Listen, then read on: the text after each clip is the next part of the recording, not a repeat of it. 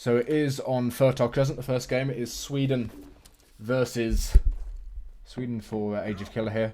It's actually a Sweden of Daniel, so both players playing Sweden here. Quite a strong civ, I think, at the moment. Maybe needs a few nerfs, in my opinion. But of course, they will be putting down those 2 torps straight away. I think both players going to be doing the same. Breeze, Ageofkiller here. Putting down the second torp. Slightly later than Daniel, but still 2 torps at the start. And by the looks of it, a nearly mature cougar kit coming in for Breeze. So this isn't the best treasure in the world, because obviously it's not. You don't get any actual value out of it. You just get a cougar, and you're sort of basing it on the fact that you're going to get other treasures. And there's 40 wood across the map. Some decent treasures on this map. 90 wood. If you get towards that one, 90 wood is worth picking up with that cougar. That scout's worth picking up. Of course, that treasure over here is worth picking up. Comparatively, Daniel study table hasn't actually. I didn't mean to do that. Hasn't actually picked up any treasure yet. He's going to pick up 20 coin. But yeah, it's I don't know. Going for that cougar kit's interesting because there's not really many treasures you want to get on this map. That treasure here is pretty crap because you're both European. The HP treasures aren't very good for European explorers. Daniel going to be apparently looking at this bear to pick up 40 wood. And Ageofkiller could be picking up that scout. His explorer's quite low HP though. 120 HP on that explorer. Does have that cougar again. But if he runs into Daniel's explorer, he will get taken down. You don't remember my voice from 2017? That can't have been the case. But I will just reiterate: this is a best of 5 in the Global Championship tournament, which is of course the first major really of DE that ESOC's actually held, and I believe it's $5,000 is the prize pool. So quite a substantial prize pool actually, the largest since I think the World Cyber Games in 2008 of all things. So you did have the New World Championship, which of course was a LAN, which was $4,000 at the time. But this is even larger than that. Of course, it's not in a LAN environment because of COVID-19. I believe if COVID wasn't happening, we would have actually had that LAN. Bruce just loses his native scout there. Not the greatest start. That native scout's pretty useful, and it's not really what you want to give up. Give me 1 second. Let's go offline there. Yeah, not the best thing to give up really, but comparatively, he has got more treasures than Daniel here. I don't want to press the page up, do I? No. So yeah, he's got more treasures. So 90 wood. I got that cougar early on. 20 coin, of course, and 40 wood. But really, not much to say in this age 1. Both players have had sort of a mediocre age 1. Nothing really too important. That 90 wood, I think, is the only real big swing there could be on the map. And we actually see both players. Well, actually, Breeze going for a 14 village up. Daniel going for a 15 village up. So I think the age up time, Breeze probably slightly quicker. But I mean, Daniel's got an extra village on him, and he's basically only sacrificing 10 seconds. Having a look at the decks, this is where stuff will be a bit more telling between the 2 players. This is Daniel's deck. Of course, both players are Sweden, so it should be relatively similar. We do have, obviously, 3 settlers already been sent. Blueberries, quite a strong card there. I'm not entirely sure how it works on this patch. I believe it's that you send it when you have all your torps down. Someone will have to remind me in chat of that. And, of course, you do have the strong cards of Blackberries in there, all the factories, Svei Lifeguard, and Age 4. Oddly enough, 5 Hacker-Polites. I don't think it's the best card in the world, but, I mean, Hacker-Polites are a bit underrated, I think. And generally speaking, quite a good deck there from Daniel, pretty standard. Ageofkiller. Comparatively, I think he has basically the same deck. Does have 6 Mamluks in there, which is quite a strong card for 900 coin, that's infinite. As well as 3 Copper Mines in that deck. But realistically, those 2 decks are relatively similar. I don't think there's going to be seeing any sort of differences in builds. Just out of that deck placement. But yeah, market going down for Daniel nice and early. Comparatively, Ageofkiller doesn't actually have a market. Does get a villager spotted. Of course, with Sweden, you do want to go around and try and get on the mines. So you can see Ageofkiller brought one of his villagers forward already. That cougar going to get some damage in, but of course these 2 units do have a malus versus villagers. And actually, even the villager has a bonus versus pet. So that villager would be doing 6 damage versus that cougar instead of a usual 3. We'll speed up a little bit because I must be honest, there's not really much happening in between Age 2 and Age 3, as it's just building torps around the map for both players, checking out torp count. Ageofkiller slightly ahead, but again, behind on one villager. 700 wood coming in first for Daniel. 700 wood also coming in first for Bruise. So not really a surprise here. Both players going for what looks like a bit of an eco approach, but again, Daniel does have ganks on his villagers and Bruise doesn't. So Daniel going for, again, a bit more of an eco, not eco focused, but he's getting the sort of his eco advantages when he can. I think he aged up with cows there. Is that a cow age up? I think it is, unless he picks some cows up. Yeah, he must have done. There's a semi-fatten. So yeah, aging up with the villagers and the cows. So you can see the difference. Daniel has 19 villagers here. Bruise has 18.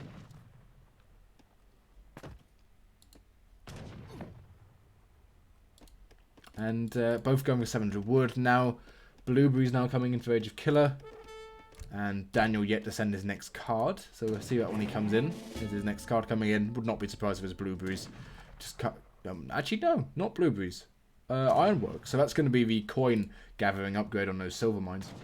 Of course, torps gather from all the stuff around them. So these at the moment gather 0.3 coin a second and 0.34 food a second. So roughly a villager split between the two.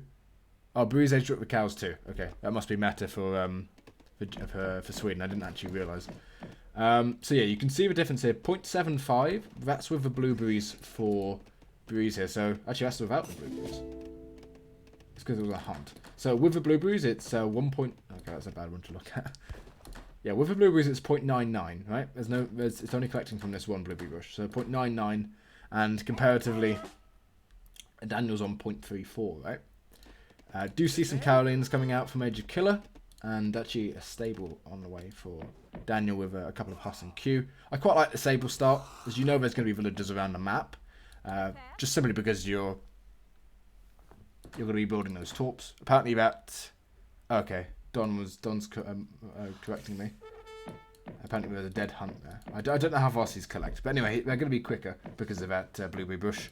And Daniel's are collecting more from the coin mines, 0.6. And yeah, 0.6 to 0.3. So actually doubling his coin production there. But a stable start from Daniel, I quite like it. As you know, you're going to be a bit more mobile. You know those Carolines, yes, they do have a bonus versus cavalry, but it's not the best. Again, if you remember, we get them to hand-to-hand combat, they only do 19 damage. They're not like normal musketeers where they have a double versus hussars, basically.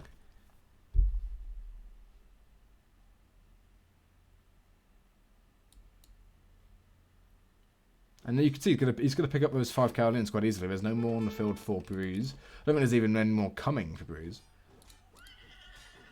No, there's 5 more on the field, but I mean it's going to be 5 Carolines, so maybe 1 or 2 Huss. And there's 5 more back there, but they're too far away, even having to go into their melee mode.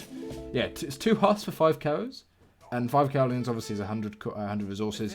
Hussars 180. So yeah, I think that's definitely worth it for Daniel. At least an even trade, at least. And I don't see any villagers going down.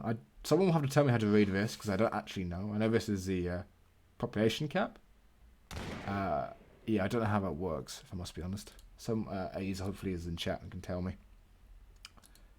Actually, we can try and work it out. So 23 is obviously the villagers here. Plus 2 probably is the dead ones, right? Because Daniel's lost a villager. Yeah, I think it's... Actually, I don't know, if I must be honest. I have no clue. Another villager going down for Bruise. Yeah, 2's the market text, maybe. Yeah, it is the market text, yeah. I don't know. Someone will I'll have to look it up later, as I'm not entirely... Green is the queued vills. That is true. What's the 6? Is 6 market text? A Vill pop and Q, mill pop, mill cop. Okay, that makes sense. Daniel picking up a lot more villagers here. This is quite important. You can see he's now on 26 vills compared to Bruise's 23. So 3 villager difference is actually quite huge at this point in the game. Only 8.5 minutes into the game. He's getting harassed a little bit by Bruise with some torps actually going down on Daniel's side of the map. But they're both on... Well, Daniel's nearly on full torp pop, and Breeze actually is on full top when that goes. Yeah, so I would say the economy wise, it's probably slightly in favour of Daniel, but at the same time, it's very, very close at the moment, especially seeing as if Daniel puts down 2 more torps, he's going to be quite far ahead, quite significantly far ahead actually. And I think that was 5 Carolines. I popped up from that barracks. Daniel is up already. Breeze is only just aging now, so that's pretty important. So Daniel's going to have that time. He's going to have veteran Carolines. Going to have some Falconets on the queue. He uses the Explorer to snipe down that Vil. That's pretty big.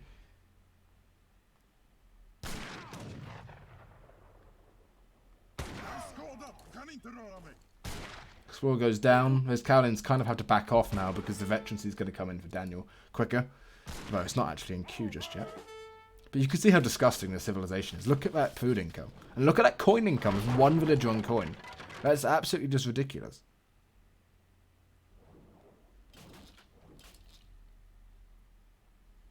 Same for Breeze. Look, he's got no villagers on coin, and it's just absolutely ridiculous, the coin income. So Breeze going for 2 Falconets first. Daniel did go for 2 Falconets as well. I don't actually know where they are. Must be honest. I think he went for 2 Falconets. No, he cancelled it and sent 1,000 wood. So this is going to build his economy up. This is allow him to get. This is allow him to get in some more torps. Finish off at 200 torp pop, and also it's also going to be able to pop up maybe even an arsenal or just the veterancy upgrade for the Carolines, which are coming in now. Second barracks went down to allow him to do that. But this, I know this civ is so disgusting. Like this is just an opinion for me, but the civ is so disgusting. Look at his income, and like it's even more so for Breeze. Look at his coin income. It's ridiculous. It's absolutely insane. I don't think Daniel's. Has Daniel even sent in? He has sent in the blue boost card. But yeah, this civ is disgusting.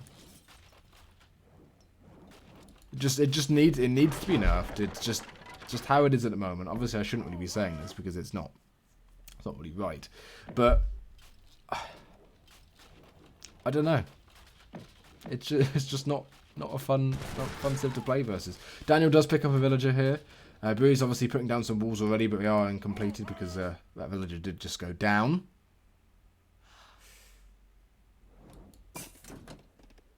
And Daniel just pumping out. Actually, go for Hacker Police. Not a unit you see every day. He does have some cards in there for Hacker Police. He has Platoon Fire, which I believe does improve him as well. No, it's only Carolines. Snaplock here improves Hacker Police. Gives him an extra range, as well as the Carolines extra range. But those 2 Falconets are going to be quite difficult for Daniel to deal with. He does have the presence of those couple of Carolines, which will be able to scout for him. You can see he's now going to be charging in. Maybe we'll be able to get some damage off on one of those.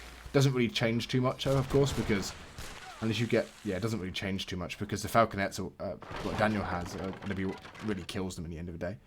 And, yeah, this is just going to be a 5 Hacker Complete raid. We do have high attack, actually, 48. Another villager going down for Bruise. And that villager deficit is quite substantial now. 7 villagers down for Bruise this game. Compared to Daniel's, none. I don't think Daniel's lost a single villager. So, comparatively, 32 to 27 at the sort of 12-minute mark is quite a huge change. But at the same time, look at Daniel's torp pop. That's at least 8 torps down from Daniel. And if we look at Bruises, he actually has... Yeah, it's even more so than that. It's actually 9. So, Bruise, you can see, he's ahead sort of 2.5k in score. Or 3k even. So, Daniel's raids with his Hacker Polites now. Bruise down to only 25 villagers now. So he's actually 8 villagers down to Daniel's. Well, 8, yeah, 7 or 8 down. But realistically... I don't know who's ahead in the economy, actually, as I don't know what's worth more at the moment. A torp or... Yeah, what's worth more? A torp or a villager? I don't know, because it would be about equal. They obviously just had a pause there, but we didn't see that. Torps are apparently worth way more. So yeah, Bruce is ahead here. As he's had the map control, he's able to control this sort of left half of the map, as well as also that right half there, and not lose any torps. We'll be losing some over here, so that will even out a little bit. So still, Daniel's still 4 torps behind, but it is 8 villagers ahead. I believe Actually, Daniel not aging, but Bruce aging here. So you can see why I find this Civ so disgusting. Look, Bruce has only made these units. He's made 50 Garolines, 2 Falconets here. Sent in some upgrades at the same time, sent in Snaplock, as well as did send 1,000 coin, of course. But yeah, he's now aging to age 5 with the Engineer, which is, of course, 2 Falconets. The 2 Culverins, which Daniel does have, will be pushing forward, which is quite nice. But, I mean, Snaplocks in basically, Bruce has Snaplock here and is going to age 4. And Daniel only just getting in Platoon Fire, which doesn't even actually... doesn't work the same as Snaplock. It doesn't give you range, so it just gives you an extra... I believe it's extra damage and some extra damage versus cavalry. But really, Bruce he's got the higher range infantry. He's going to be up in just a second. Going to be able to send in... once those Culverins come in, he's going to be able to send in those 2 heavy cannons. And...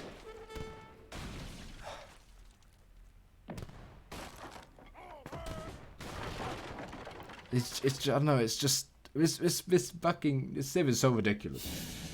I honestly just hate this Civ. I mean, I was talking to a developer of the game. I won't say who, but at the end of the day, like the Civ, maybe at the highest level isn't broken, but at sort of a medium level, 200 for an elo, it's just too good. You do see off a Culverin fire. Daniel does pick up a Culverin, but it is picked off as well by Bree, so it's an equal trade here. The 2 Falconets from the edge up come forward. Get one of the Falconets down, which is actually incredibly important. And that other Culverin go down, so this doesn't look good for Daniel. Daniel's an age down. Breeze is going to be able to get in the Guard Carolines at some point. Going to have all those... was it Svi Lifeguard? Yes, one, yeah. Svi Lifeguard, which is incredibly, incredibly powerful.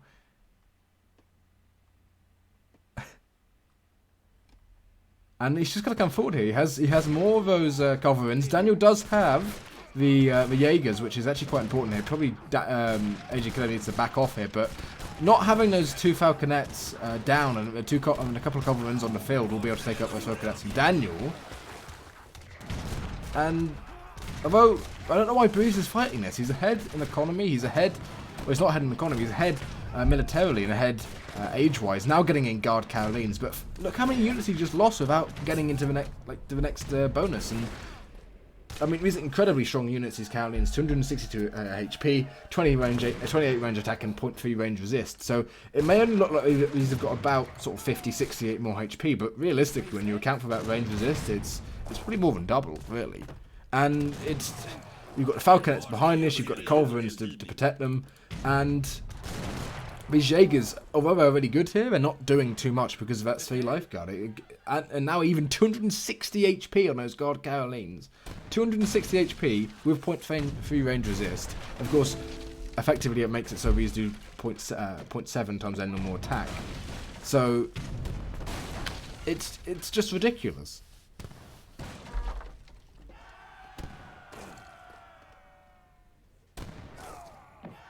Charge forward from Daniel here. He's going to be trying to get those Falconets out, but I think this is sort of a last-ditch effort. You see all these Guard Carolines. They're now in hand-to-hand combat. Don't really know what Breeze is doing there. Probably wants to put them into a ranged combat, seeing as the advantage there.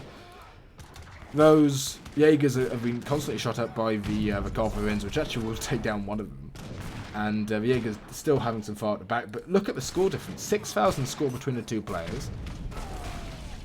Daniel quite far behind in terms of housing population as well as economy, and I think that's a resignation there. So Daniel getting taken down for the first Civ, so first game with the Sweden mirror. And honestly, I think if nothing, this shows you how utterly broken Sweden is. Like, yes, Breeze did have all the complete map, but at the same time, look at his military population, right? Have a look at the military unit count. You can see, look, Breeze is as military unit count, military unit population here. Bruce is ahead all the time over Daniel, but he's aged up. Like, Daniel didn't really send in anything here. He didn't send 1,000 coin, which is what I think he kind of missed. But just look at it; it's ridiculous. And you look at all resources gathered, 30k at 16 minutes. And these are 2 players who didn't go for an overtly eco-heavy build. They didn't go for sort of walls. They didn't go for a build-up where it wasn't water or anything. And it's just... I mean, I know I'm saying Sweden is broken. Look at how easy it is. But it's, you can see it from both sides. The Civ is just incredibly, incredibly good. Daniel, of course, I don't know what really went wrong for Daniel. I think he just needed to age. But just look at these torps. They're just... It's 1.2. So a villager, when you have still traps, I believe, on food, if we can find one. Somewhere around here. Here we are. Still traps has a 0.109. That actually might be we're only hunting dogs. I think still traps is higher than that. But a torp, which only costs 135 wood, has a lot more HP and has a lot more annoying to destroy, is taking it down. It's very silly. But yeah, we will get into the next game. There's no point me bitching about what's going on with Sweden. Someone's just tagged me 1 second.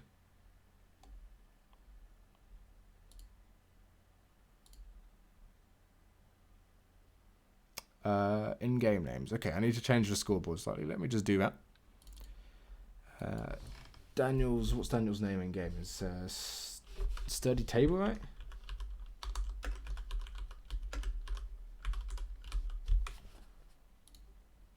Just move that to right. And Bruise is Ageofkiller. Bruise is 1-0 up, of course.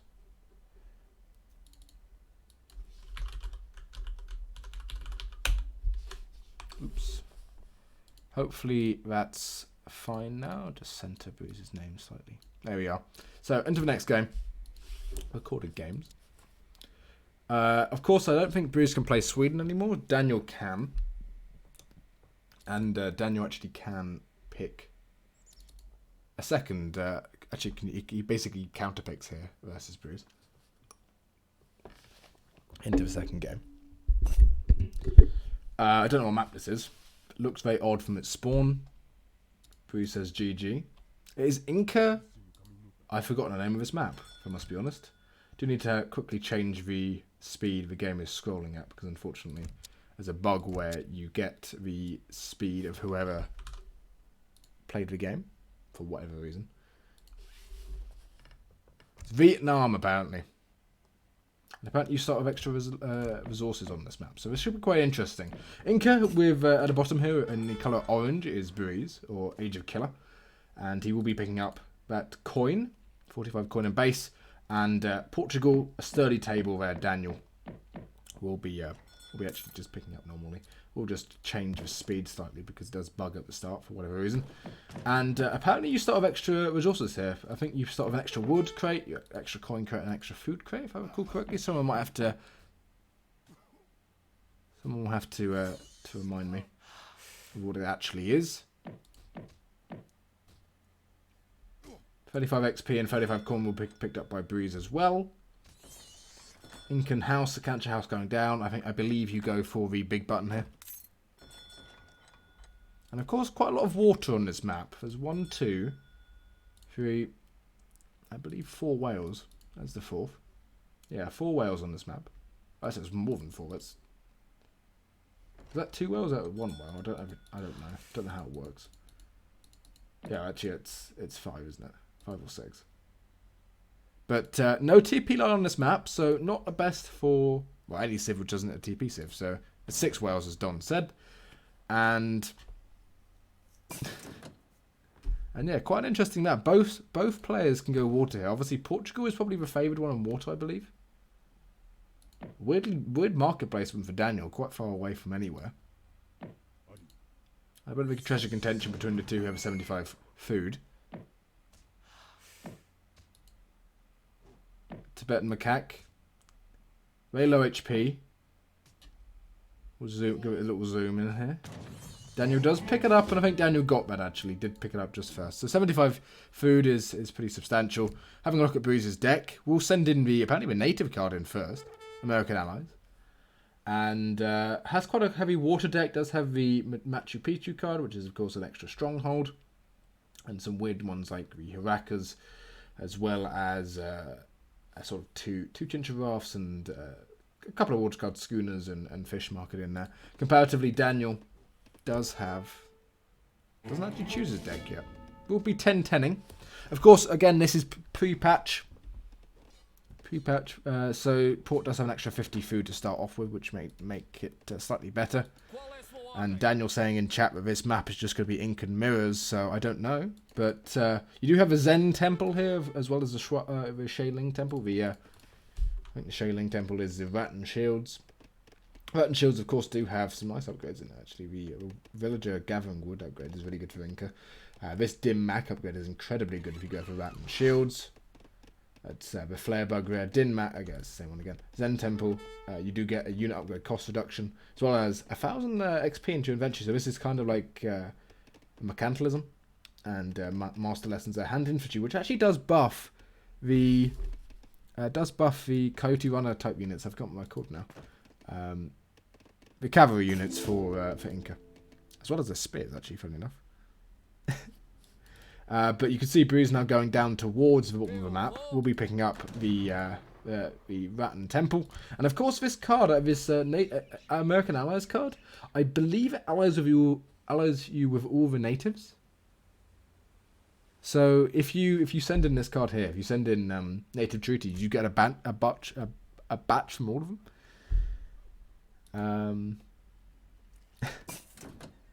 So yeah, So just to comment on this map a bit, I think this was came in at the tail end of EP. Hopefully that speeds it up a little bit. It's very slow, this recording. Came in at the end of the sort of the EP days and was meant to be used in a tournament. I don't think it ever was.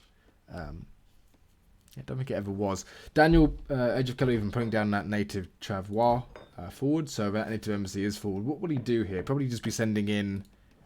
Well, he's aging up with the chief, which is the 2 war huts. She will go forward with. Of course, these builders you can actually turn into the temples, and he will be just doing that, putting them down to the Zen temple. So this will give him, I believe, 4 Rattans, a couple of those lightning warriors, a couple of Caribs, and a couple of those Zen warriors. It's pretty ridiculous, actually. But yeah, war going down for Daniel. Daniel does have, of course, CM in deck, I believe. Of course you would. It's Portugal. So yeah, going for schooners, going for a water build. Does have a decent water economy already. And I quite like the wall. It's obviously not all the way around, but it protects the front, which is what you want. And allows you to CM some of those units down.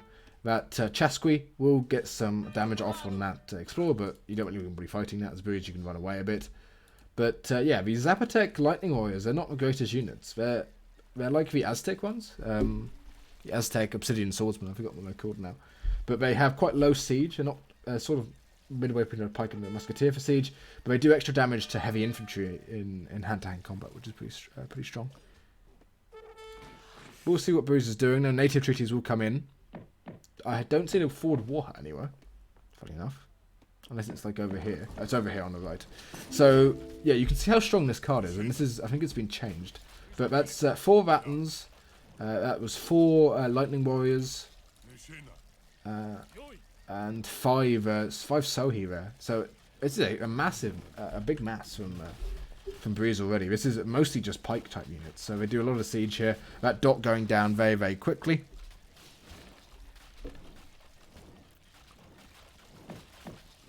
So that dot will go down. Daniel doesn't have a second dock on the field. We'll have the caravels shipped though, which will do quite a good damage actually. These 2 boats do incredibly good damage offshore. They're not quite the Chincha rafts, which are being shipped right now.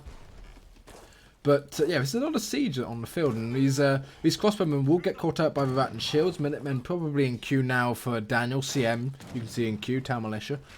But these crossbow are not going to be doing very much. They're just going to get taken down by these Zapotec Lightning Warriors or just the Rattan Shields. And, I mean, this is quite a lot of siege here. And this is all in sort of 5 minutes, 20 seconds. Of course, you do start with extra resources on this map, but yeah, it just looks very, very strong. I believe this has actually been changed. I believe this has been changed in the latest patch. This, of course, is the previous patch, which is why it's slightly different. And why the natives still work, and I think this was a problem for a couple of days or weeks or whatever. But now CM comes in. I mean, these units don't die in one; they die in 2 shots. But CM does help. Of course, without CM, you do 90 shots or 90 damage a shot, basically, when you have 10 villagers in there. So it does help a little bit. But this market will go down with that odd placement from Daniel. Those villagers still out there, but those 2 Chincha rafts, especially when they're next to this war hut, will do incredibly well against the 2 caravels here. And actually, even then, They just need to shoot and they win here because the Chincharoffs do a huge amount of damage. And you can see that Trinidad goes down, Breeze will pull back that other Chincharoff, and that berry over Caravel will go down for Daniel. And honestly, I don't think it looks too good for Daniel. He has no way of getting a dock up because he's now lost those 2 Caravels to those Chincharoffs. Dock going up at the bottom, but that's just going to get taken down. You can see how much damage these do to the coast. They're just absolutely smattering that villager because of their rate of fire. Caravel is there with 75 HP, but will get taken down by that Chincharoff, and that half-built dock, again, will go down. And it's just that harassment. What does Daniel do here? He has probably the lower economy. Breeze, obviously not the best economically wise because he's only sent kind of aggressive cards now, Chincharoffs, and that native shipment. Of course, those 2 native shipments are effectively military shipments. But I don't know. The fishing boats are now getting harassed by Daniel. GG comes in from a sturdy table there, and the game's over. So those Incan units are seemingly very, very strong. Again, you get allied with, I believe, let's have a look here, view map. You get allied with the Carib, the Mapuche, Zapotec, and you get Zapotec shipped when you send that native treaty card. So it's really, really strong. And really Daniel's water, although I think Daniel's water is very, very strong in general as a Portuguese player. He's one of the best.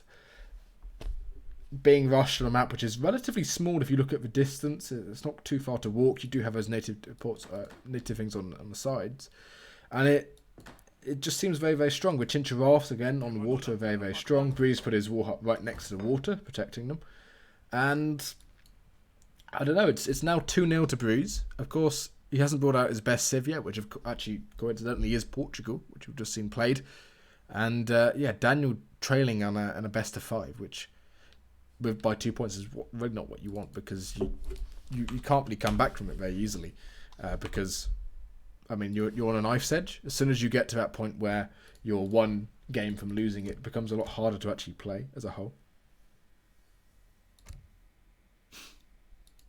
Going into the next game will be, I don't actually know what map it is. I believe it's a water map actually. Yeah, someone just reminded me that there's food crates, which is apparently very, very good for Inca, and it would make sense because, of course, you want to build that house straight away. It doesn't really help port too much, those coin crates.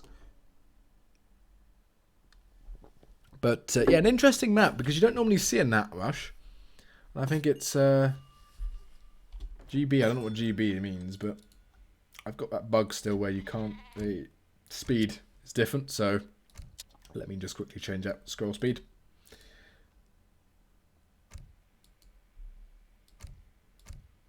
And looks like a port versus port matchup. So we're probably going to be seeing some water play here. Of course, this is Manchuria, which is a map where it can spawn in 2 ways. I believe it's Manchuria, it might be Manchac. Someone have to remind me which one it actually is. But the TP line can actually spawn up the top here as a long line. But this time it's actually spawned behind, which these trading posts are actually the worst 2 trading posts in the game in terms of income.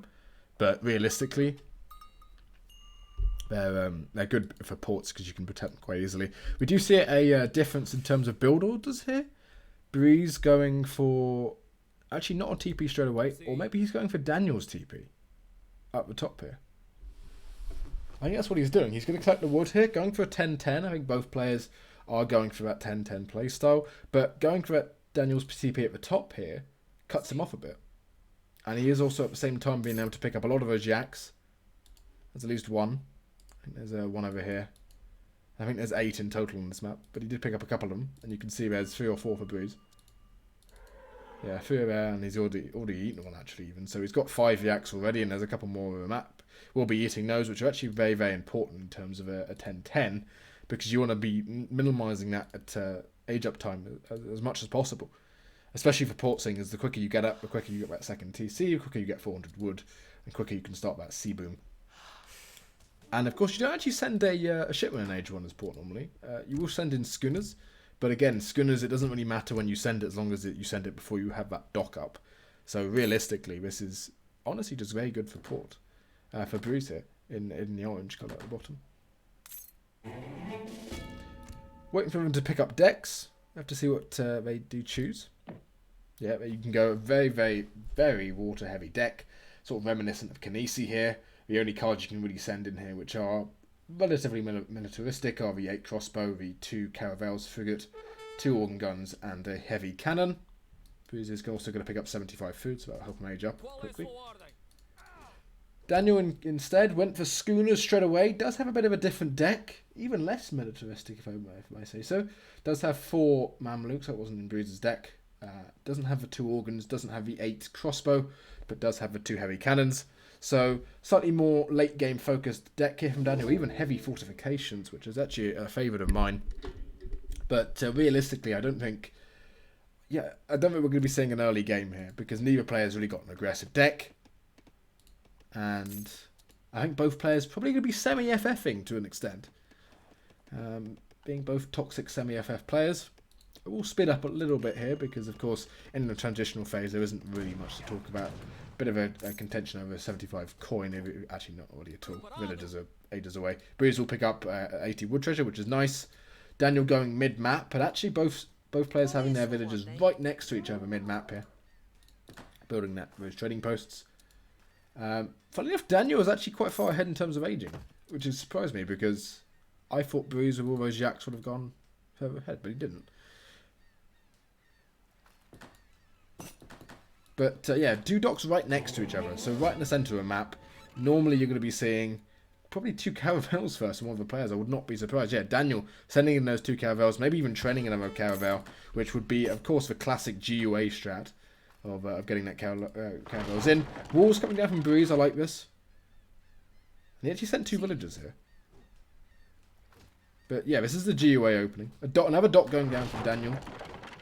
Daniel building actually building more fishing boats and a caravel on queue. Breeze, of course, does have a caravel on queue as well.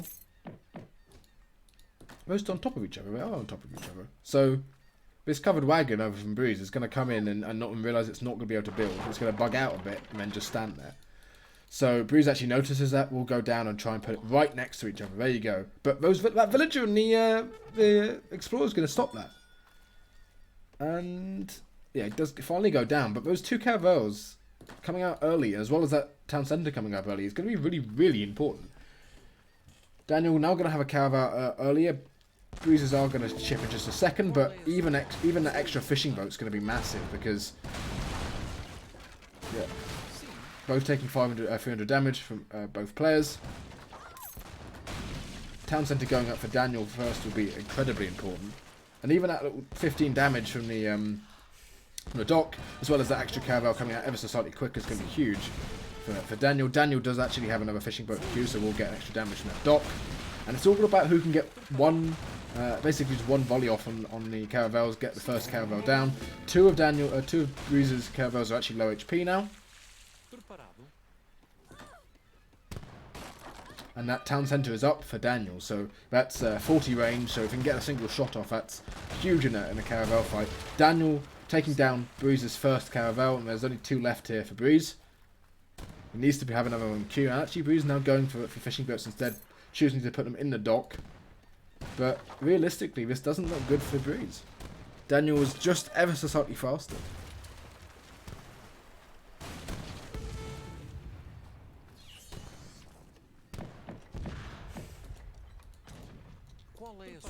It's going to be difficult though, because if you get the first shots off on that broadside attack for Breeze here, it could actually just change the game completely.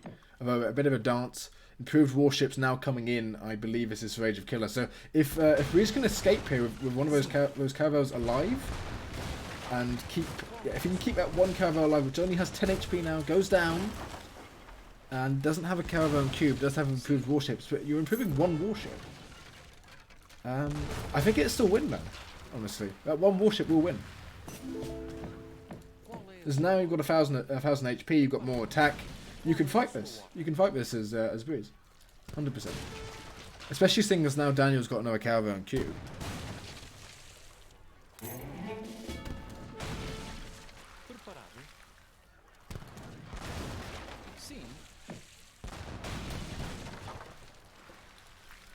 What's Breeze got on queue? Another caravan, actually for both players. Now improved warships coming in for Daniel. the town centres getting some shots off on those fishing boats. The docks even getting some shots off each other. And Daniel, the only one really able to fish at all. That caravel does come out. Improved warships now in just a second for Daniel. Yeah, about 30 seconds until that's in. But if Bruce fights with this other caravel, brings it round, gets the broadside attack off on that San Pedro, taking the fight ever so slightly too early, not in firing range. And oh, it's so difficult to watch. Does get a broadside off before it dies, but improved warship's not in yet for Daniel. So Bruce does have a chance to take out that caravel nicely with a TC fire shot. And that caravel actually taking damage from that dock, even though it's only 30 damage. That's quite significant when you think about it. There's just two ships fighting each other, and that dock will do an extra 30 damage at range on Daniel's ships. Does shoot a fishing boat instead. Breeze doesn't have another caravel in queue. That is a low HP caravel though, even lower now, and it gets another shot off from the dock. Another caravel coming out for Daniel will help out that Salbas, but really Breeze can take out this other caravel, which is what he wants. If he stops moving, Daniel stops moving here, it's going to get a shot off, and we'll take it down, and then be able to run away himself. Doesn't lock on, and I think that's going to spell the end of it for Breeze, honestly. Daniel, 2 caravels up, has the dock on the other side, will be able to repair. Fishing boat's going down. And I think that's the game over. Breeze has gone onto the TP line at the back. Maybe sort of realising that his water potential is down the drain. But yeah, Daniel now repairing. Breeze doesn't really have a comeback from this. What can he do? Build 2 caravels and then Daniel can just build a 3rd and just take it. And economically wise, they're about even. Breeze slightly behind. But does have 2 trading posts there, which is pretty big. Went to go crack shot a tiger, but walked away too quickly. And yeah, I mean, you could be very dirty and Minutemen this. Don't know how worthwhile that would be.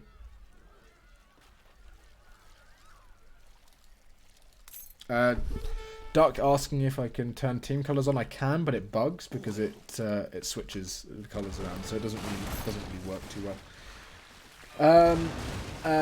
Yeah, honestly, it looks like Breeze is going to lose this. Does pick up a caravel here, which is quite strong. But again, he doesn't have a dock anywhere. And Daniel hugging his boat, 6 HP. He can't get the shot off. This is the problem with boats, and that's an incredible lock-on. That's much more than 20 range.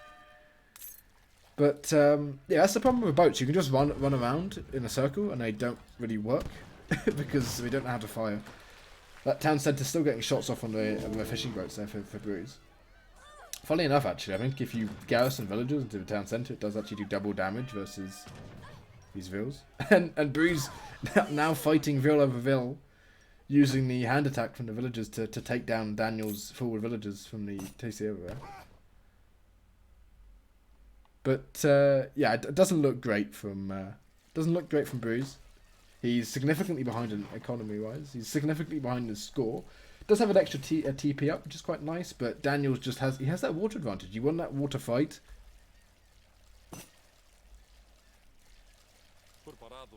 And it looks like the GUA threw caravel rush from both sides, and it just ended up being whoever could micro those warships better. Daniel got the TC up ever so slightly quicker, dock up ever so slightly quicker, and got the advantage from that. I think it was just a sort of rolling advantage from it. Breeze now going for a market, going for a stable and base, going to try and get some raiding done. Comparatively, does have that trading post line now with Stagecoach coming in. That extra TP at the top paying off, actually. Daniel not able to go and get his own TP line, which is, I think, what he wanted to do. Daniel going for Hussars as well, so both players going to Huss that. But, I don't know, Daniel looking quite strong here. I thought apparently the anti-ship on the TC does full damage versus boats. Fishing boats. I thought it did like a 3rd, but obviously not. But it doesn't matter. But the yeah, Daniel's caravel just cleaning up water here, and I don't really know what Breeze can do. Trading post going down. Couple of Hussars coming in. They will probably pick up all these villagers. Actually, they're far enough away from that town centre without greatcoats, where they're just going to get killed. Especially that villager with 76 HP. You can see that surrounding from Daniel, picks off a villager, picks off the second one, and would not surprise me if Breeze went up in that right-hand corner and just click resign, because you've lost so many villagers. There's the GG coming in for Breeze, and there's the game over. Have a look at the map quickly, see how it's panned out. And again, I would put down to Daniel sort of being ever so slightly quicker. Those 10 seconds where he got that TC down, got that dock up ever so slightly quicker. It all pays off. Both went for the 2 caravels straight away. Both went for a caravel in the dock as well. And it ends up paying off. If you're able to get the units out ever so slightly quicker, it pays off. And that's just how it is. It just creates a rolling effect. I liked what Bruce did up here, getting that trading post, stopping Daniel going for a stagecoach line, which Bruce did himself. But again, the stagecoach line on this map is pretty poor. It's I think it's actually the weakest of all the stagecoach lines in the game.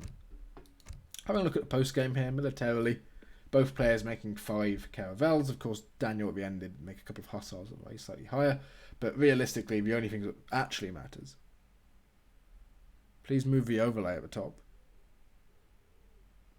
It only matters in mirrors, but I'll try move it.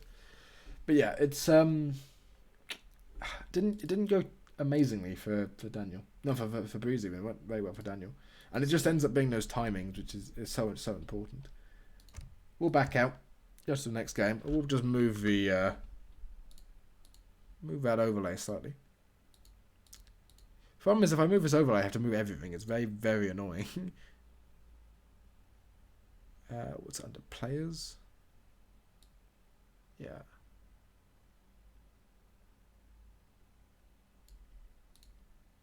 I think that's probably right.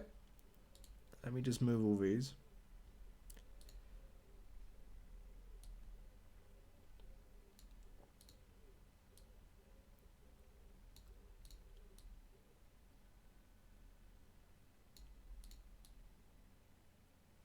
There we go. Hopefully that's better for you.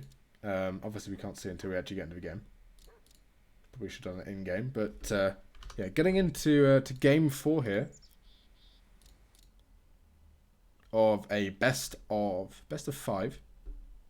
This is not sponsored by Tac Cafe Cup. That's the other cup, which I don't think has actually ended yet. It is Central Plains. Need to quickly change my scroll speed. Yeah, is that correct? Just let me know. I don't think that's actually correct yet. You can just only see the... Let me just change it again. It's not correct. I can tell it's not correct. It needs to be...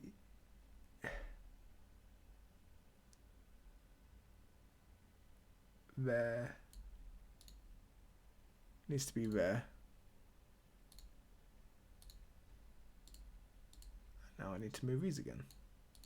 See, this is why it doesn't really work, because now it's all misaligned. So that's the reason why we had it in. Oh god, I don't want to move that, do I?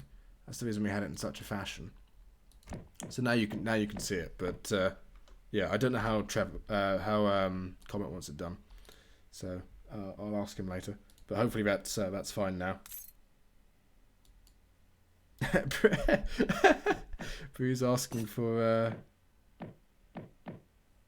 Who's asking for if he's going to go for a toxic semi-FF, which doesn't seem the case. The score is still there. I think you can still see it there, 2-0. Hopefully that's all good. It's not 2-0, it's 2-1.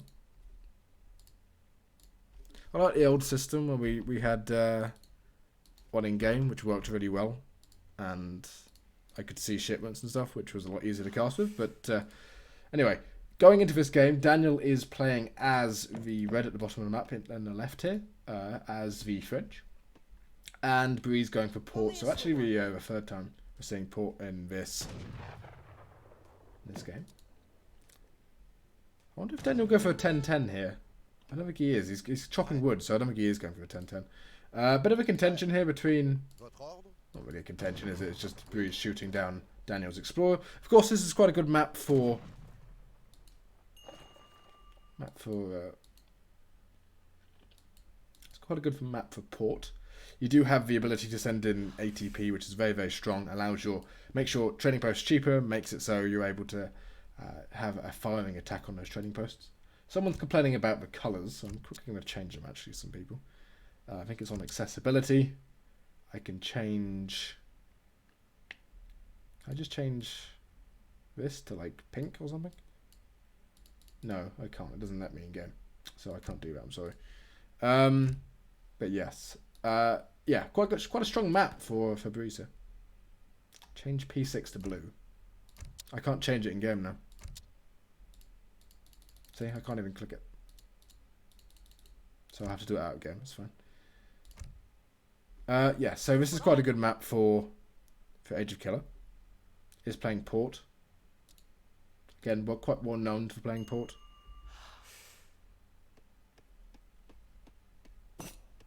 But France is also quite a good Civ versus Port. I think it's actually Daniel's best Civ, so should be quite an interesting matchup to see the best Civ for France and the best Civ, well, best Civ for Daniel and the best Civ for Ageofkiller. Someone's asking if I can toggle team colours again. It doesn't work because whenever I change sides, it will unfortunately change the colours, so it doesn't work, unfortunately. That scout will get taken down, I think, by that Portuguese explorer, unless Daniel bottles some villagers in that TC.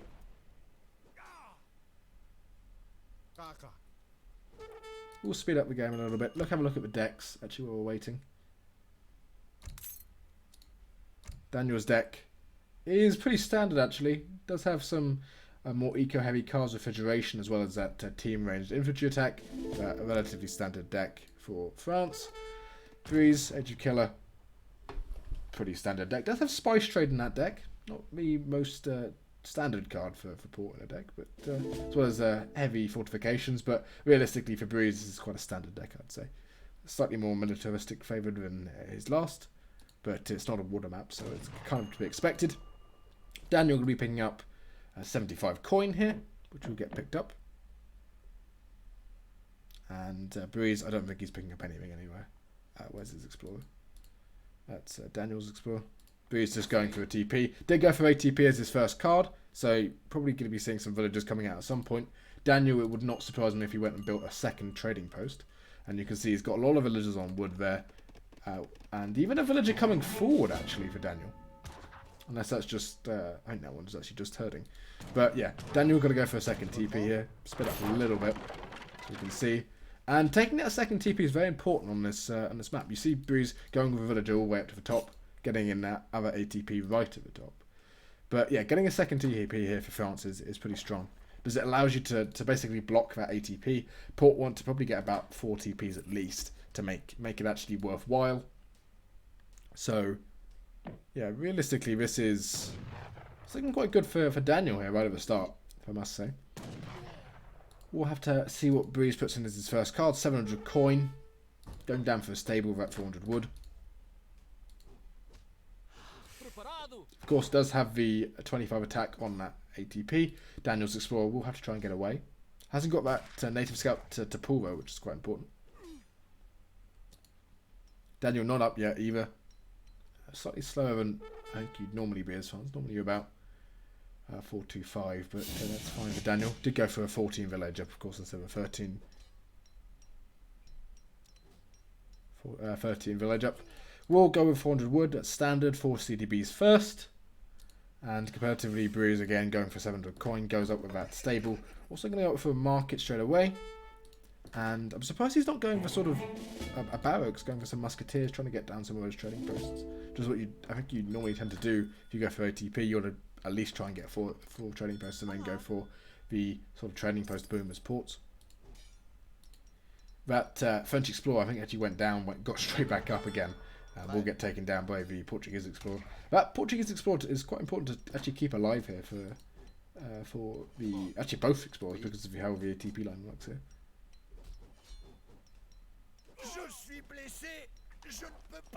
Yeah, that French Explorer goes down.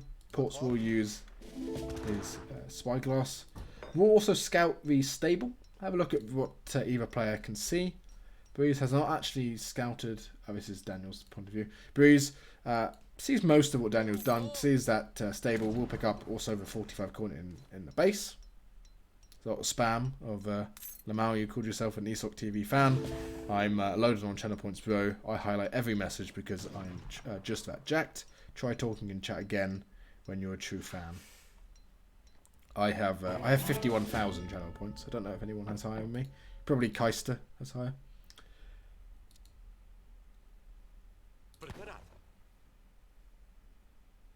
Well, people asking me to fix the in-game timer. Someone earlier asked me if I could fix it so you could see the position of the players. So realistically, there's no winning, is there? So unfortunately, that I just can't fix it, can I?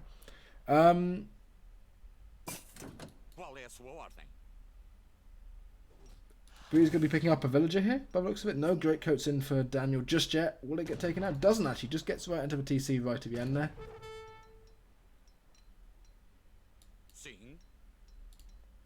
5 Huss out for Daniel, which actually is a lot stronger than obviously 3 Hussars. Now, weirdly, Spice Trade coming in.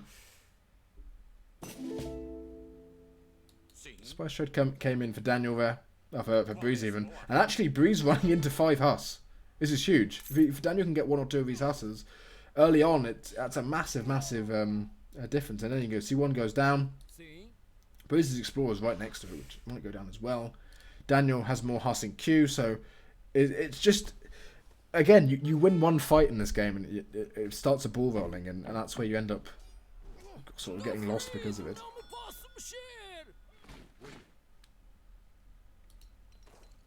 Barracks went down in base for Daniel. Might be going for some musketeers here. Going to get probably a batch of 5 Huss by the looks of it. Yeah, going to get a batch of 5 Huss, which actually will catch these 2 if they came out the right side. They didn't, unfortunately. We'll probably still catch them, actually. Breeze going around the wrong way, really. And the other 5 Huss are actually AFK, unfortunately.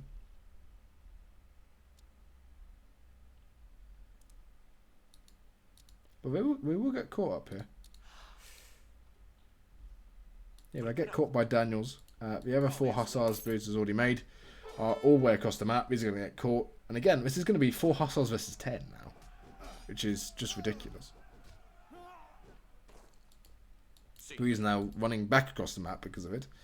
He is probably economy is about the same. You have to account for that trading post for Ageofkiller, but realistically, it's looking very good for Daniel. The ATP hasn't really worked out for Breeze. That Spice Trade, again, I mean, look, Breeze has only got 14 villagers on food, especially with it's not very good, Spice Trade. It's 20%, and it's also you get 10% more yield. But at the same time, you could send sort of coin, or you could send wood, or even an upgrade card, and I think it ends up working out better. Musketeers come out for Breeze, which will make it so Daniel's now 9 Hussars will run away. But yeah, I don't know. It's just not looking good for Breeze Brothers here. Ageofkiller, and you can see by the score, he's 2,500 score behind. Now going to get out more and more musketeers, but I think Daniel's aging. Yeah, Daniel's aging with, of course, the Exiled Prince. We'll get up in just a second. Once that trading post is down, we're going to be seeing probably an ATP going down again for Daniel, but there's more harassment from those Hussars, which do get warded off by a couple of musketeers on that hunt. But there's not really much hunt left in base for Breeze, and now he's getting just harassed by those Hussars, and that's the problem you have if you go for a sort of a Musk-Huss mix versus just pure Hussars. You don't have the mobility, so you just get raided to death, and Breeze is going to probably lose another villager here. Does have great coats on, so he'll get taken down here. Other villager is also getting picked off. Breeze being a little bit idle. Oh, he has those musketeers at the back, I guess. Daniel's up already. Dragoons in queue. Skirmishers in queue. 8 skirm on the way. Daniel. Bit of a battle at the top here. Probably not the best trade for Daniel, but seeing as those musketeers are around. But realistically, all he needs to do here, Daniel, is play for a bit of time.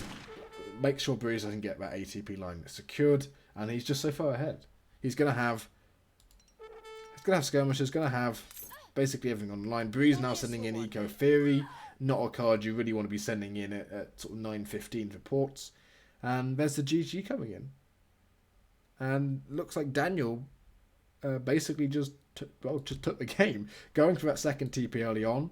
in this position here, stopped Breeze's plan of going for that TP line of VATP. It's now 2-2.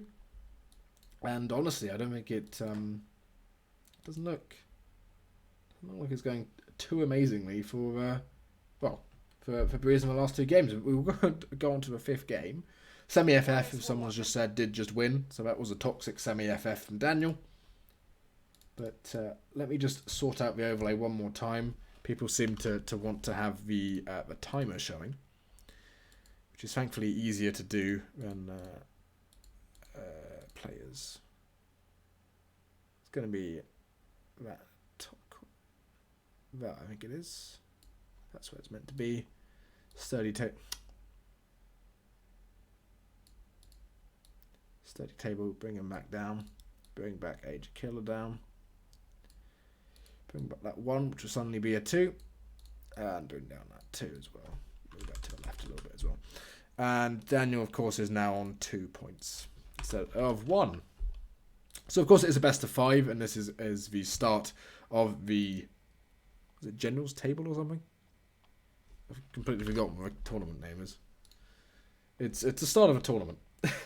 Of the ESOC Major. The first major in a while. First major of DE, even. And it's $5,000 is the tournament prize pool. So it's a lot of money on the line here. Again, I need to... it's very fast. I need to fix my game speed. Breeze complaining about bugs in chat. That's a given. But yeah, it looks like Portuguese is on the left here for Breeze, and Sweden for Daniel. So Daniel didn't win in the first game, of course, so Sweden is playable here.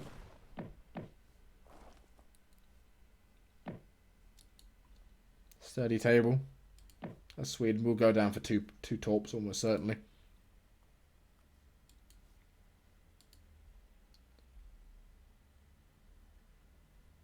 Just speed up the game a little bit. There's Age 1, of course.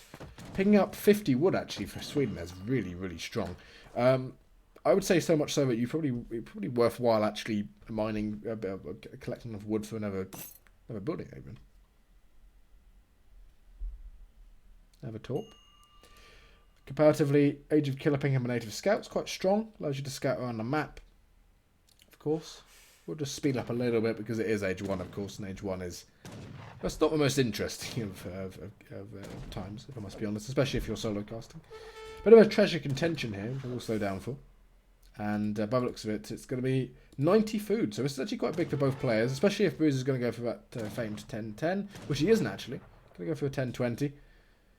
Crack shot comes out from Daniel. I think Daniel just about got that. And actually, no, Bruce got it. So that's 90 food, 180 food swing, effectively, from both players.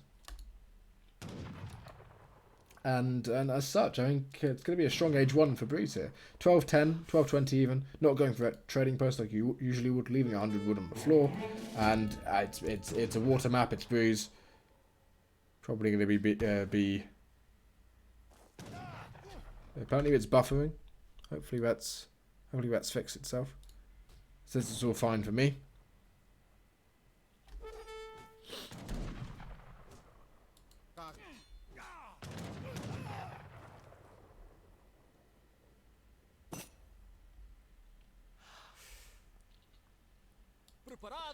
But yeah, Schooner's coming in here for Bruce again.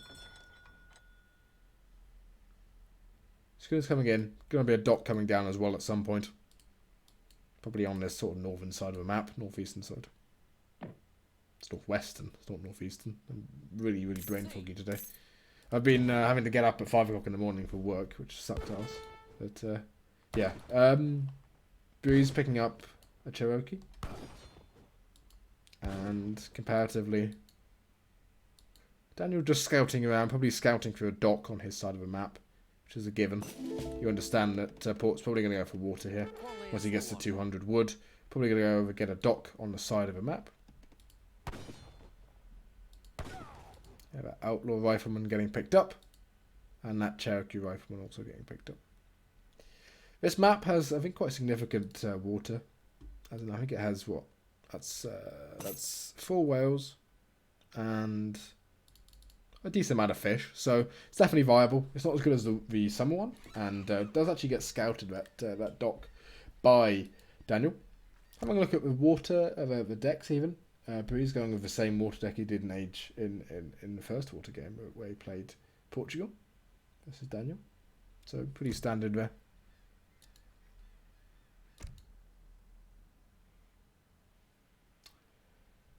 Daniel's, I think Daniel's is the same as the first game actually. So this is a sort of standard deck as I said in that game. Daniel just going to be going down for torps everywhere, and I don't know who wins here. I don't know who has better economy versus in this matchup. Is it Sweden or is it Portugal? I think it probably is Sweden actually, which has the better economy. At least early on, at least up to mid game, because obviously even with schooners you've got very fast boats coming out. Yeah, Sweden Ports has to compete with Sweden's eco from 7 to 20 minutes. Someone's saying in chat. So yeah, this doesn't look like a great matchup for Ageofkiller here. Bruise, Daniel's Explorer might get picked off here from Bruises if he doesn't age up in time. He is significantly far away from aging up, although he's got 50 HP. Is he going to go down? I don't know. Is he going to go down? 24 HP. Each one of these does 7 damage. That town centre is right there. He's about just to tick away from aging up. 45 XP to Bruise. Actually, a barracks going down for Bruise mid-map. So 700 wood now coming in as the first shipment. Which will probably go into pikes. Yeah, 3 pikemen on the way. And that town centre as well, that villager from the town centre is, I don't know where he's going. He's having a long walk to somewhere.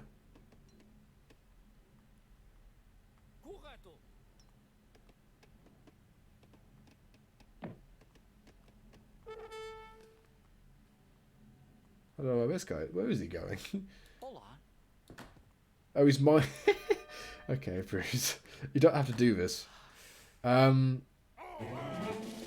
Yeah, he's walling the mines, but you don't actually have to do this. You just have to put like a pillar here, pillar here, pillar here, pillar here, pillar here, pillar here, and it's more efficient. Because Daniel can still put torps around it, and you've now lost all that villager seconds for building it. But yeah, torps going to go down. The Portuguese Explorer goes down, and I think the other Explorer is going to go down. But 135 XP, that's quite a big treasure, which would not surprise me if Port brought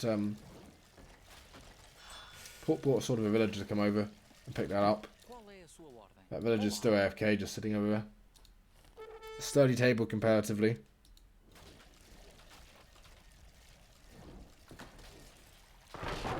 He's just going to be making Carolines, which is I think what he needs to do. A couple of Carolines come down here. Breeze, yeah, he did build that wall, a single segment, and it hasn't stopped Daniel at all. He's rotated that building slightly, and that villager is going to go down. So it's so silly. Like, Breeze hasn't gained anything here. He's going to lose a villager from building that wall. Breeze always complains about people being toxic and he's walling mines, which is, I would argue, pretty toxic. But these Carolines might get picked off by these crossbows, so Breeze will actually have that in one regard. He will have an advantage in that state. And those torps do go down. Sweden now on 7 torps. Of course, 10 population coming from that TC. But he's now going to get caught out, Breeze. If he's not lucky, he's going to get caught out by 5 Carolines there, 5 Carolines there. And yeah, I mean the water for port's going well though. 32 villages already. 1 in 12 of those are boats, which is slightly worse. They don't actually have any upgrades on them yet, I don't think. Yeah, no upgrades on those boats. Just crates shipped into Breeze so far. Daniel hasn't sent in blueberries. Blueberries now coming in. This is where the economy of Sweden's going to get so much stronger. That Swedish villager probably going to go down. Although these Carolines are going to pick off all these crossbows. But another batch of 5 crossbows does mean those Carolines have to run away. Probably going to be able to pick off a single one extra as well when they're running through those trees. If he's lucky. Yeah, that single one just got a bit bugged on those trees, which will get taken down. And Daniel's kind of just stuck in his base. Like he's got the top population. He did get a couple of villagers out just to build over here, which is strong. Has actually been raiding. I don't know if he's got any villagers here.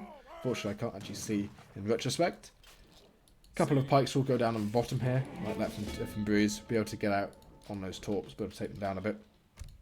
Looking at his deck, what is he shipping next? Probably a water card to fuel that water economy. Now 16 boats down. And this is quite a sizable crossbow mass. 12 crossbows to, I believe that's even 12 Carolines. So the crossbows do win in this fight if you micro them correctly. Pikemen doing all that damage at the back's pretty strong. That's what you want to do as ports here. Take down as many of those torps as you can. Those torps do have a lot of HP though, 1500 HP on those houses. 2 lever cannons now coming out. This is the sort of, if Breeze has scouted this, he can definitely see that he shouldn't be here. Hasn't scouted the 2 lever cannons, but he's probably expecting them. As, of course, those 2 lever cannons do so much damage versus infantry in Age 2.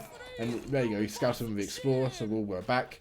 The pikeman probably just going to be staying over that torp, getting some damage done.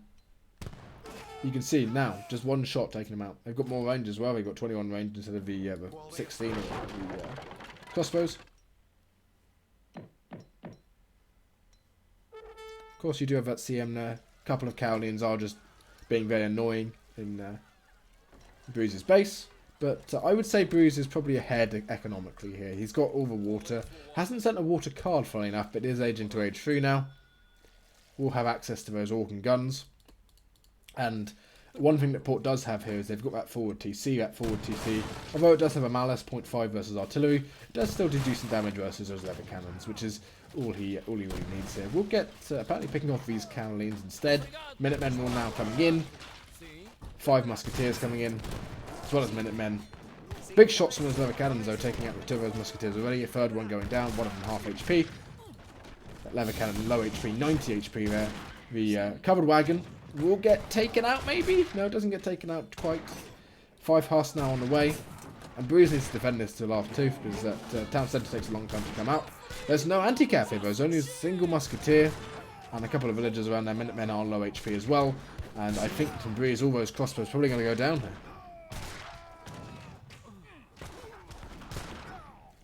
Yeah, all those crossbows getting taken down. Nicely split there from Breeze though, taking out a couple of those Cowlins at the end.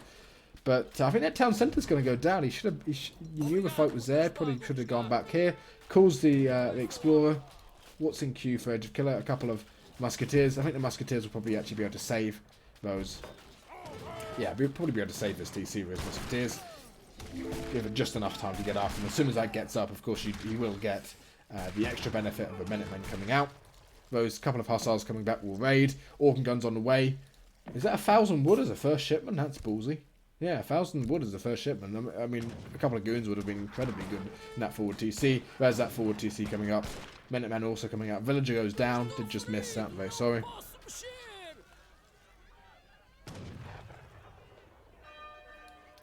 Villagers coming back into that town centre. But, yeah, I mean, it's... I don't know who's winning here. I would probably say... I'd say Breeze. He's on 50 villagers. He's going to have organ guns out, and Daniel is not aging just yet. Now getting in that Swedish gold, the Ironworks card even. Breeze losing a couple of villagers here. At least 1 or 2. And those organs have come out, but they're going to get caught by the Hussars. We'll get a volley off on the Caroline, so we'll get a bit of use of them basically, and the other ones will get protected by the Musketeers here. And nicely in between the... It gets taken down by a Hussar at the end. I thought it was like directly in between these two, but not. The Hussars have just been raiding along Bruise's town centre. Nicely done there by Daniel. Nice APM. Bruise, of course, so is still water. Still has 54 villagers, with 21 of those being fishing boats. These don't have any upgrades on them though, so they're not that strong. No fish market, no what is this called? No rendering plant or whale oil on those units.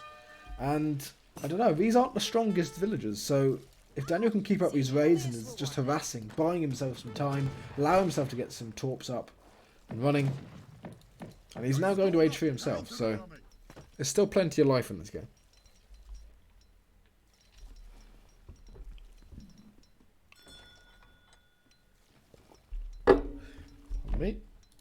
And yeah, I mean, Daniel's still got definitely a chance here. He's going to get Carolines. His economy is really ramping up now when he's got blueberries as well as that torp. We do see an artillery foundry coming out from Ageofkiller. Would like to see Daniel probably being able to try and get some of his torps on those mines, or even just building torps as a whole. Maybe he'll go for 1,000 wood, but he doesn't have a deck actually, funny enough. So yeah, I think Daniel needs to... Basically, if Daniel can get the torps out, I think he's fine. Now getting that Caroline army up. As soon as he starts getting in those quite strong cards in A3, I'm the wrong sieve. Yeah, as soon as he starts getting in Carolines, getting in Snaplock, getting in the platoon fire, that's when his Carolines become very, very strong, even against Portugal with their strong Dragoons and their Caçadors. But it just depends. I don't know how well the water's really faring for Bruce. He hasn't gone full water, but he is 63 villagers already, and even his villagers have got some nice upgrades on my gang saw and hunting dogs. Comparatively, Daniel doesn't actually have any. Doesn't even have a market up.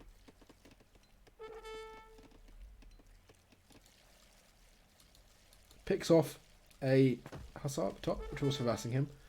But and actually, even those couple of pikes are still alive, taking down those torps, which is really nice. Daniel is getting in some more torp pop, is also getting in 2 falconets as well as some Hackapelites, and getting in veteran Carolines. And I think this is going to be his push for 2 falconets, the Hackapelites, veteran Carolines. I think he understands that he's slightly behind in terms of economy.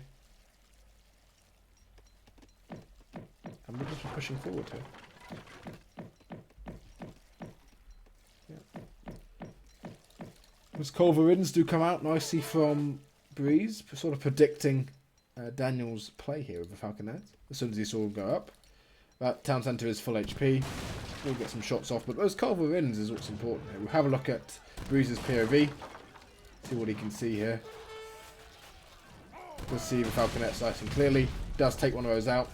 This is where Daniel understands that he needs to go back. Those culverins, I think, are going to get another shot off. They've got so much range. Yeah, another shot off. Dodges that falconet just above the head of his chinny chin chin. And goes down to 84 HP.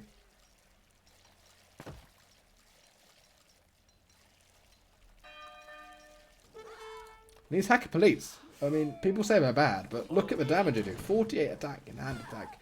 They're like Ulans. They're just very, very, very good at raiding. And this is where Breeze, being so far, well, basically close to the coast, he's going to have just trouble. He's so far away from any ring. Even though he's ports, he could have put a town centre here.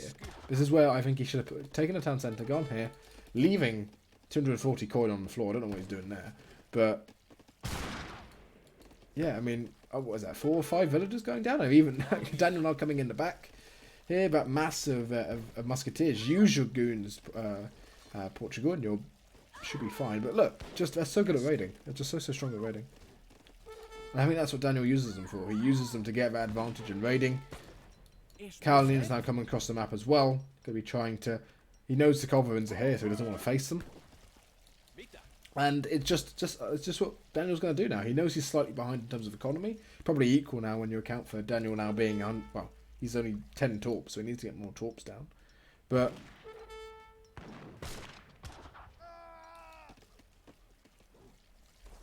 I mean, it looks like he's staging rage, honestly.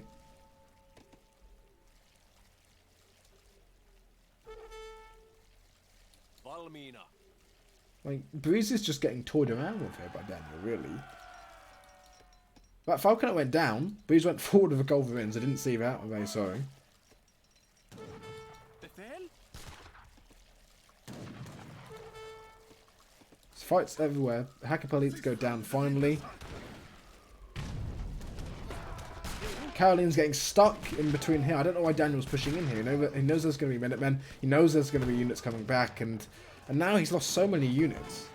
Where are all his Carolines? They've just died, and now Minutemen. I think is that TC Minutemen? It is, yeah. This is CM from Breeze, and it's a big batch of CM, and it's like the snare's now going to come from Gonzo Fernandez, and the Minutemen are just going to be doing good damage. He's got only 800 resources, a couple of Caçadors back there as well. The Hackapelites somehow stayed alive, I don't know how.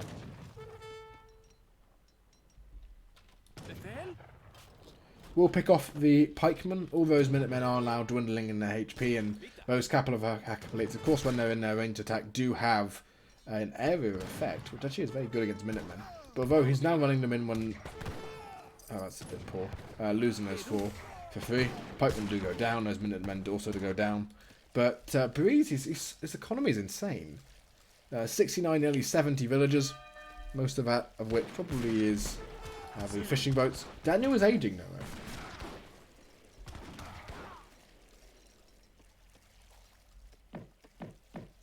Daniel aging. These musketeers going to go forward, and I think Breeze understands that he's quite significantly ahead in terms of economy, in terms of basically troop count. Although most of his troop count here for Breeze is he's basically useless Minutemen at 16. 1 HP here. Barracks going down for Daniel, but actually these Minutemen, I say they're useless. They're going to get a lot of a couple of volleys off on those villages, taking down one, maybe even two. One of them 10 HP. Daniel neglecting his greatcoat.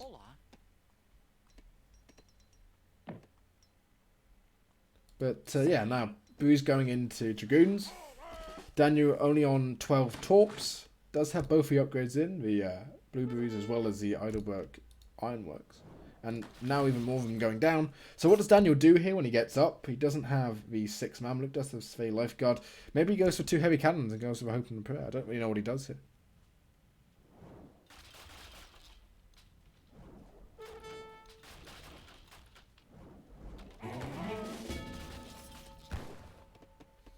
Daniel does have a ship when he gets up, which is important. What does he aging up with? The Engineer? Yeah, the Engineer. So he's going to go aging up with 2... Aging up with 2 Falconets. But yeah, he's only on 11 torp. I don't really play Sweden, so I don't actually know when you'd sort of start just spamming torps, even if in your own base. But I feel like it'd be a good idea. You've got Blueberries in, so it can't be a bad idea. But yeah, going forward now. But he's significantly behind on score by 3,000 points. Those torps still collecting from the coin mines as well as the berries. Blueberry bushes here. Pushing forward. And a lot of Breeze's units are actually exposed here. These villagers. There's a villager raid. Although the Culver Inn does get a shot off on the Falconets. Daniel will need to go back. Needs to get in guard Carolines at some point.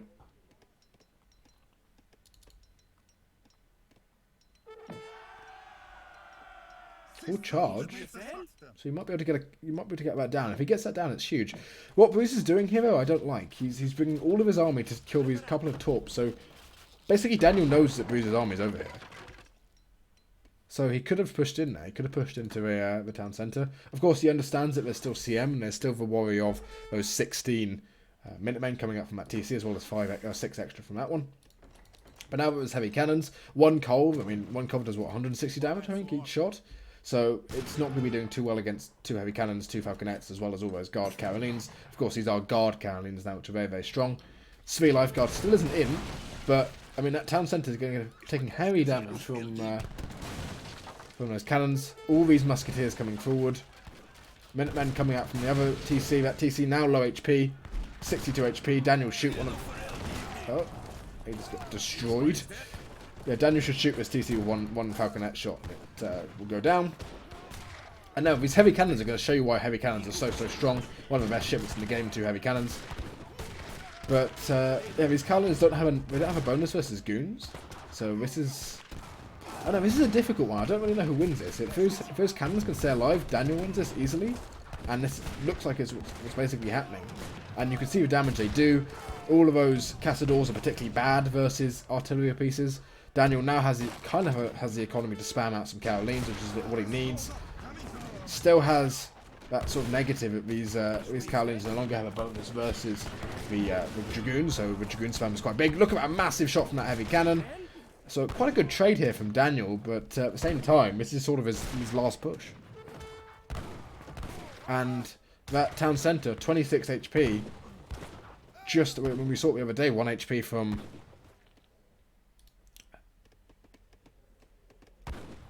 Yeah, 26 HP on that. We saw it the other day with Cassettes had 1 HP at one point. And now we've got one which is 1. And, I don't know, can guard Carolines or Svea Lifeguard really push us through? I don't know. They're very strong units. We've only got 12 range. It's the problem that you haven't sent in Snaplock. Snaplock hasn't been sent in, so they have less range than they would normally, which is I think 15 at this point if you send Snaplock in. And... yeah. There's the guard Carolines. An artillery infantry does go up, so maybe there's some on the cards for some more artillery pieces.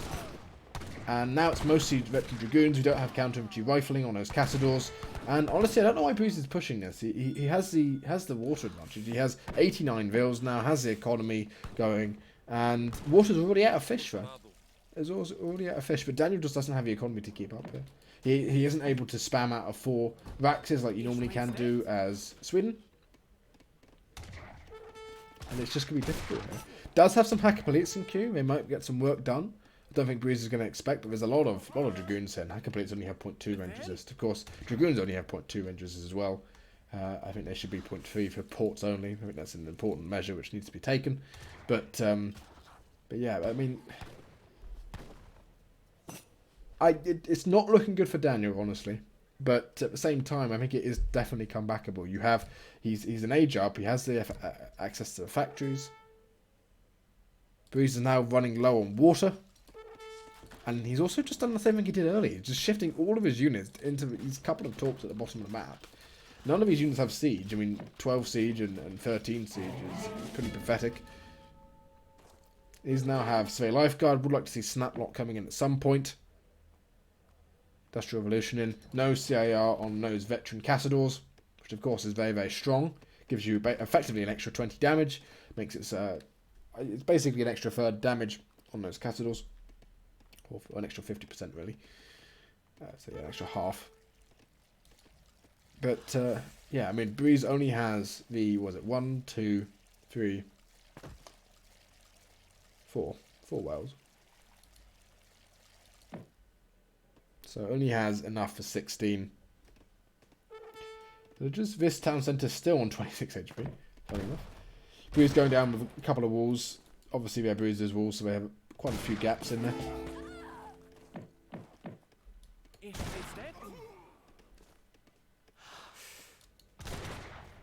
But yeah, I mean, Breeze, he sent in all the upgrade cards he needs. He has this upgrade card with Team Dragoon Combat as well as attack cards. Nice little raid here from Daniel on the bottom left hand side of the map.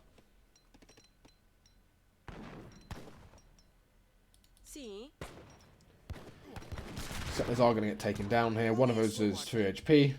Sends a single Caroline out. I like that. But nice raid from Daniel, buying up a bit of time, which is what he needs. But at the same time, he's buying time against someone who's got the time they need. There's the more time you time you give, the more time sort of port gets stronger and stronger. The more time port's allowed to send in whale oil, allowed to send in rendering deployment, whichever we sent in, improve those fishing boats. And yeah, I don't know. It doesn't look great for Daniel.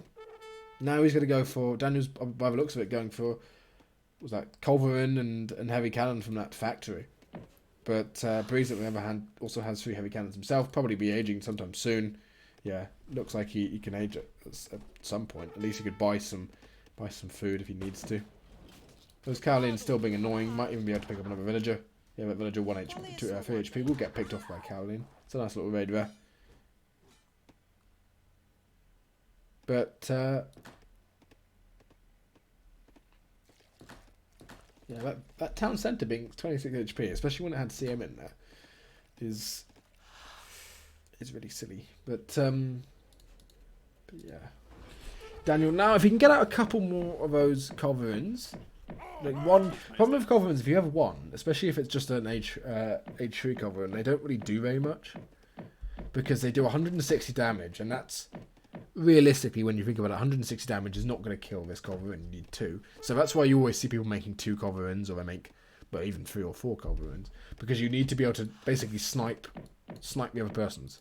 And if you only have 1, it's very incredibly, if not impossible, really, to win the Culverin war when you have less Culverins, which is why it's so important to have a mass of them. And Daniel is going to have a heavy cannon in just a second. Has got his torp pop up. Most of these are in his base. They're only gathering sort of half the speed they normally would do. And no Black Bruise in yet. Actually no, Black Bruise is in, but not the second. Black Bruise in. Town centre is going to get sieged down here.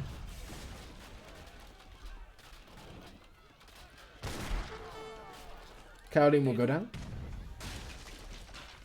But yeah, it's just toying back and forth. Daniel down by 7,000 points. Another bit of a raid coming over with 6 Carolines. These, of course, do have slightly more speed, 4.25, as compared to the normal 4 speed of villagers.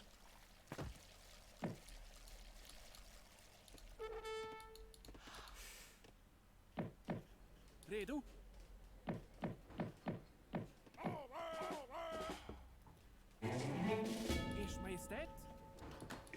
Heavy cannon on the way. But again, Daniel just needs more culverins here to really make a difference. And I think what's going to end up happening is, just look at the difference in terms of population. It's 29 Carolines compared to the 37 Cassadors and 21 Dragoons, as well as the 3 culverins. Bree's now aging up. We'll get in those veterancy upgrades, or guard upgrades even, as well as having some nice shipments in Age 4, as well as those factories, as well as the infantry combat as well, which is incredibly good.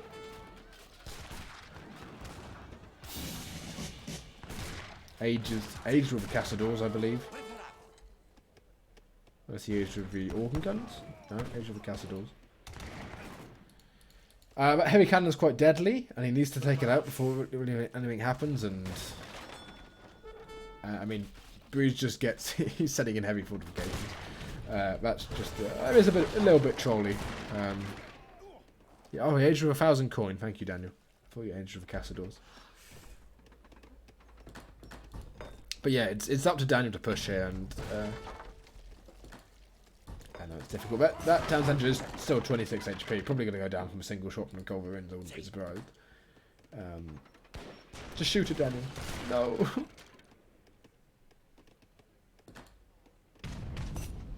The Culv goes down. And GG from Daniel. So, obviously this is the older patch. I still think Sweden's very, very strong. Because, like, Daniel was in his base the whole time. Have a look at the economy-wise. Yeah, so he's still strong in the economy there. I mean, you've got to understand that Ageofkiller was on water the whole time. Major population-wise, you can see how far behind he was the whole time.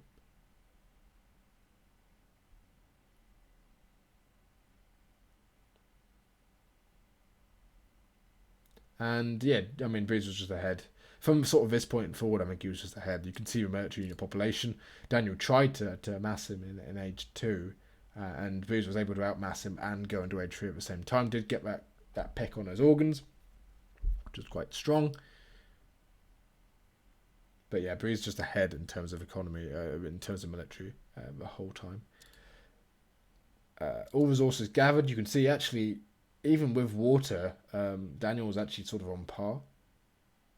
Up until sort of the 12-13 minute mark. That's where he started losing the torps. I don't think there's a building total. Is there a building total one?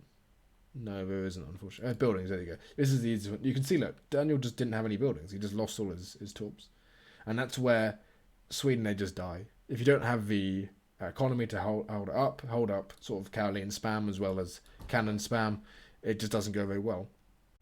And yeah, ports are pre-nerfed. Sweden are as they are.